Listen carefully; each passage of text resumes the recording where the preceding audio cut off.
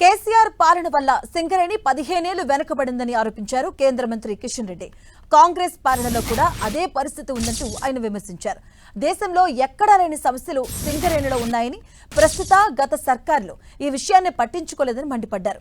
సింగరేణి అభివృద్ధిపై కేంద్రాన్ని ఒక్క రోజైనా గత సర్కార్ సంప్రదించిందా అని కిషన్ రెడ్డి ప్రశ్నించారు.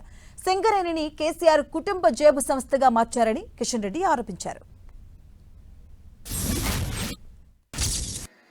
బీఆర్ఎస్ కారణంగా సింగరేణి ఒక 15 సంవత్సరాలు వెనుకకు వెళ్ళింది. నేను కేసీఆర్ని అడుగుతా ఉన్నాను, నువ్వు ఉన్నప్పుడు 10 సంవత్సరాలు ఏ ఒక్క రోజైనా సరే కేంద్ర ప్రభుత్వాన్ని సంప్రదించావా? ఏ నిర్ణయంలోనే సరే 1% 0.01% అయినా కేంద్ర ప్రభుత్వాన్ని సంబంధించాడా అడుగుతున్నాను.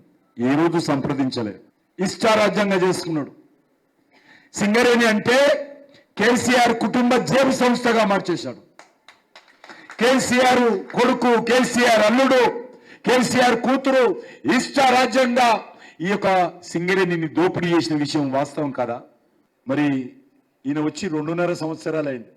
ఎంత పోయిందో తెలుసా? ఈ 2.5-3 సంవత్సరాల్లో 26,875 కోట్ల రూపాయలు మీ కష్టం, మీ చెమట, మీ శ్రమ ఈరోజు మనకు పైసలు ఇవ్వకుండా అడ్డుపడ్డది.